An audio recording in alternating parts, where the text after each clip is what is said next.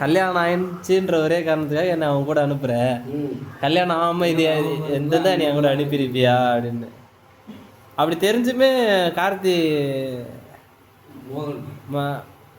மோகனை பிடிக்காது ரேவதிக்கு. அப்போ கார்த்தி ஃபாஸ்டில் இருந்துருப்பார்ல, மறுபடியும் வந்துடுவார், இறக்கலாம் மாட்டார், வருவார் மறுபடியும்.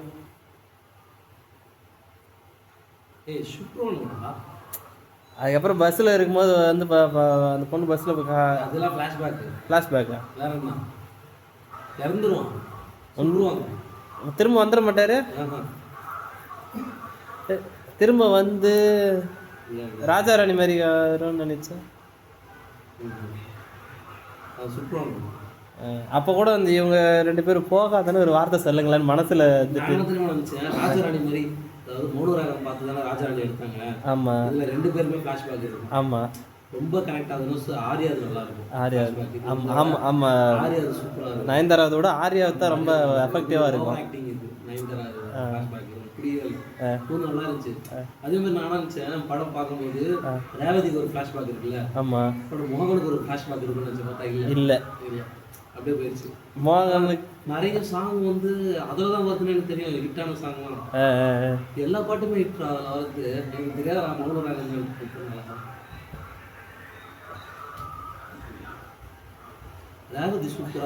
இந்த அதில் ஒரு சீனில் செம்மையாக அது ஃபோக்கஸ் காட்டியிருப்பாங்க. இப்போ இவர் மோகன் நிற்பார், அதுக்கு முன்னாடி நின்று பேசியிருக்கோம். மோகனோட முதுகு மட்டும்தான் தெரியும். பின்னாடி இருந்து மோகனை பின்னாடி இருந்து கேமரா ஃபோக்கஸ் வச்சு ரேவதி காட்டியிருப்பாங்க. ஃபேஸ் அப்படியே என்ன பூ மாதிரி இருக்கும் அப்படியே ரேவதி ஃபேஸு. இந்த ரோஜா பூ எப்படி ஒரே ஒரு ரோஜா பூ மட்டும் தனியாக இருந்தால் எப்படி அந்த மாதிரி இருக்கும். இந்த மன்றம் வந்த தென்றலாம் கூட அந்த படம் தான். அது தெரியும், மன்றம் வந்தது தெரியும். நிறைய இது கூட தான் நிலாவேவா. நிலாவே அந்த அந்த லிரிக்ஸ் வாலி வாலி வாலி தானே. அந்த வாலி வாலி தான் அந்த படம் ஃபுல்லாக வாலி தான்.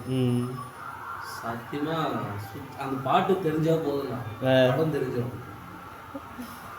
அதுமாதிரி இந்த மன்றம் வந்த தென்றலில் கூட வரியெல்லாம் அப்படியே வந்துட்டு அப்படி இருக்கும். என்ன சொல்கிறேன், அந்த பாட்டு ஃபுல்லாக நம்ம லைன் புரிஞ்சிச்சுன்னா அந்த படம் இதான் நமக்கு தெரிஞ்சிடும். புரியுற மாதிரி தான் இருக்குமே. புரியுற மாதிரி தான் இருக்கும். பட் ஆனால் கரெக்டாக அந்த கதைக்கு அந்த பாட்டு செம்ம மேட்ச். அந்த கதைக்களத்தையே பாட்டில் சொல்லிடுறாப்புல. தாமரை மேலே நீர் துளிப்போ சேரதண்டி, அதே மாதிரி தான் நீ நானும் இருக்கேன். அதெல்லாம் செம்ம லைன். அதே மாதிரி அவங்க பேரண்ட்ஸ் சொல்லுவாங்க, அந்த பொண்ணுடைய அப்பா அம்மா ஒன்றா இருக்கிற மாதிரியே நடிப்பாங்கல்ல. இது வந்து ஒன்றா இருக்கிற மாதிரி நடிக்கும். அவங்க என்ன சொல்லுவான், எரிஞ்சு விழுவான். அதுக்கு முன்னாடி இவன் நல்லா இருப்பான். அது அந்த பொண்ணு விலகி போனாலும் இவன் நல்லா தானே இருப்பான்.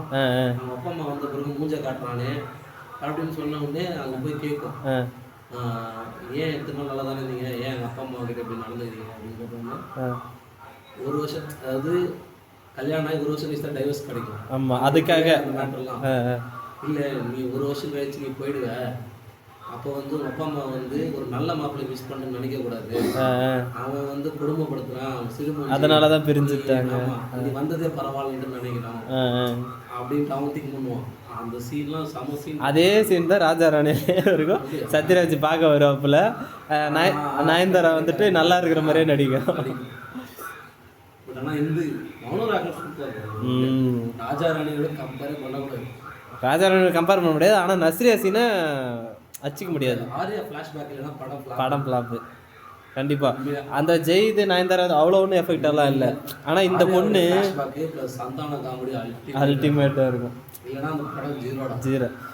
அந்த நயன்தாரா டு ஜெய் அந்த லவ்வை விட இதில் ஆர்யா நஸ்ரியா அது செம்மையாக இருக்கும்.